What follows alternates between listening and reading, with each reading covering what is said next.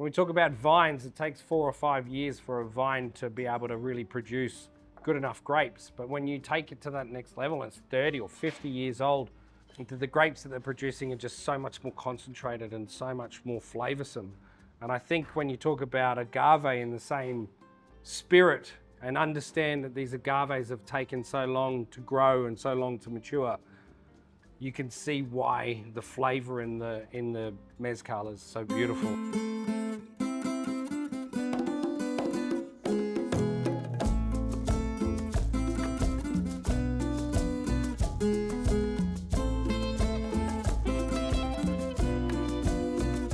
So our Mezcal Masterclass was with this wonderful brand, Los Siete Misterios.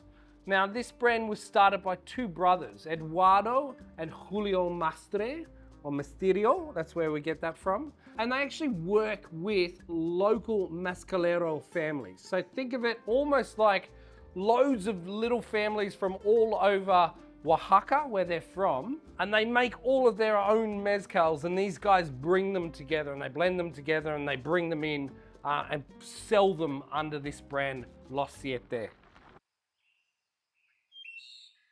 Especially we get a lot of people who have had a lot of bad experiences with tequilas, and so they see mezcal and they're instantly turned off, but there's so much more to mezcal that can be discovered. A classic margarita always goes well. So we're just gonna do a nice little bit of mezcal in there. This particular mezcal, a lot of them as well, you hear people say, I don't like it because it's smoky, but a lot of mezcals aren't smoky. I can understand why people see that, as the method of making mezcal is you roast it underground, and it does impart a lot of those smoky flavors. If you get a lot of those earthy notes, a lot of floral, you can also get like peppery. Beautiful salt rim as always. Why not try something new with some beautiful spirits like mezcal?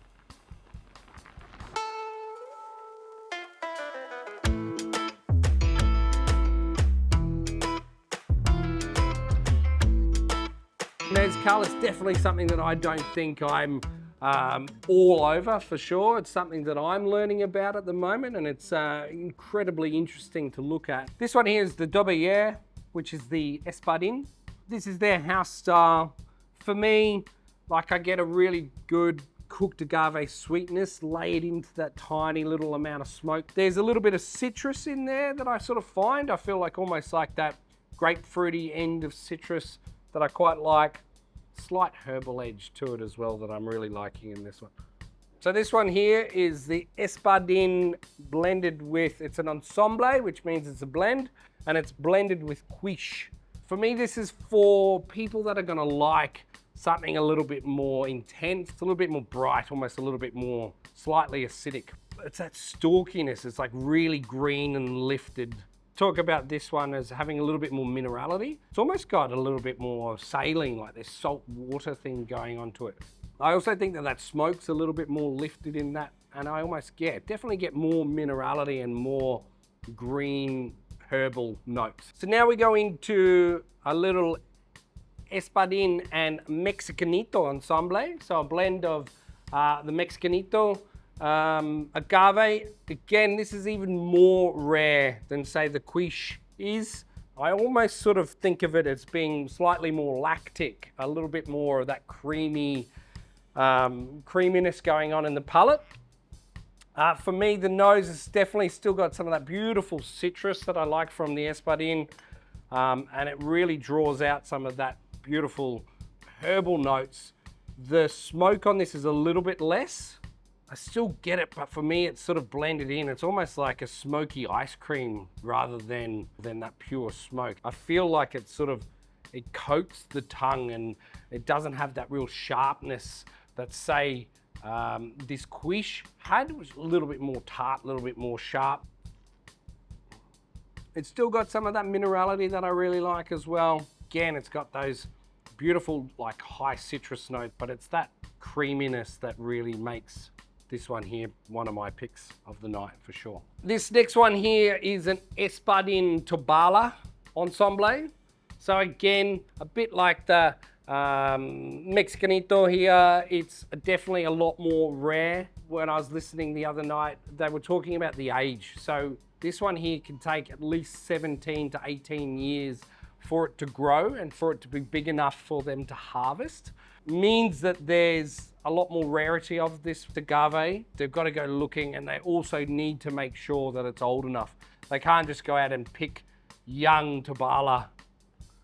This is, for me, where you really start to see aromatics come out. And for me as a wine guy, this is where it sort of takes it to a different lens. The other mezcals, they're beautiful. They're very much set within themselves. Whereas this here, I remember from the night, I sort of was getting different flavors out of it every time I put my nose back in. You get the citrus. For me, it's more towards the orange end of this one. It's definitely more soft on the herbal side, so definitely getting more fruit flavors than more of those herbal things. It's got a little bit of that creaminess that we were talking about before. That sweet smoke, I almost think of it like, you know, when you can tell the difference between sweet paprika and paprika, it's that beautiful sweetness that you get out of it. That's where I go with the smoke with this. The smoke has just got this layer of sweetness to it. It's not overpowering at all. It sits right behind all of the fruit. It's got a little bit of that salinity. For me, it's sort of that all round. It's got so much going on there that I feel like these are the ones that you really want to sit on. And on the palate, it's soft, it's layered. I think it's in that really good spot right in the middle where it's got a little bit of that sweetness there, but its depth of flavor just layers and layers. And then when I go back to it now, I get a little bit of vanilla. I get a little bit more, that creaminess has gone from vanilla to almost sort of ice cream edge. It's quite crazy how much it's changing in the glass. And last but not least, so this one here is a Tobala. It's not an ensemble, so it's Tobala all on its own. This is from Oaxaca. They only made 120 bottles, so it's a very, very rare mezcal. This is the one sort of we talk about when they talk about the mezcalero families. So the brothers would have worked with a small family that would have distilled only 120 bottles of this. So if you think about the fact that they've gone to all the effort to go out, find the Tobala, bring it in, go through the whole process of making it, and to be only able to get 120 bottles out of it, this truly is, like I said, small batch, pulled from one family. These brothers have bottled it for them and been able to get it out onto the market. And I think it's going to be something special yet again. I really liked that Tobala ensemble we just had with Espadin before, but this to me just takes it again to another level. Slight differences for me on here. It's a lot more brighter. That citrus comes out again. It's that orangey sort of citrus, but there's a little bit of lime citrus in there as well. A little bit of that grapefruit, slight bitterness, sweet, you know, that you get from those citrus ends as well. But it just dances out of the glass. So much flavor coming out. The smoke is almost, you've got to go searching for it. It's not overt in any way, shape or form. It's almost like a little bit of salt and pepper that you can feel within the mezcal that smoke brings. It has a little bit of the greenness, there's a little bit of salinity there, but for me, the greenness possibly more towards the fruit spectrum. So rather than being herbal, I'm getting sort of more like cucumber-esque from that greenness in this. It's got sweetness, but again, it's not overt. I'm just gonna wanna sit here and smell it all day. Sort of going back to the vanilla, but for me, it's almost like a vanilla cocoa thing that's happening in this. It smells pretty bloody amazing, to be honest with you. Now I could definitely sit on this for a while. I think there's a reason why this is close to $500 a bottle.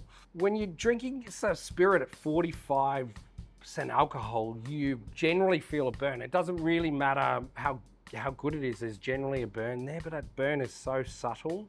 There's so much flavor and so much going on there that you can barely taste it. It's almost like, again, it's just something that you almost want to feel out of it. It gives you that warmth. It gives it like almost like a little cuddle. This is a special mezcal. The difference when you're spending $80 to something that you're spending $500 on. The thing that I would say to you and somebody who's a bit of a nerd when it comes to drinks is the fact that I feel that you could make this bottle last so much more, because all you want to do is just smell it and go back and go back. As much as you'll want to drink it, I think you don't need a huge amount to really enjoy it. It's one of those ones that I know that I can pull out and sit there and just enjoy and be in it and be amongst it. All 5 of these are fantastic. But I think for me, when you start to get towards this end, you start to see what flavors you can make from these beautiful agaves that have taken so long to grow, so long to mature.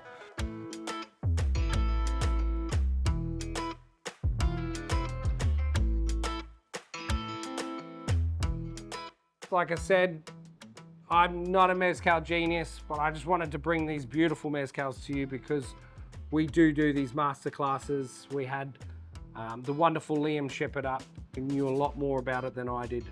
It's something that we love and we really like sharing with people, whether it's different types of mezcals, different types of wines, different types of spirits. If you ever get a chance, make sure you come along to one of the master classes, because you learn so much and you get to taste some amazing booze no matter what it is.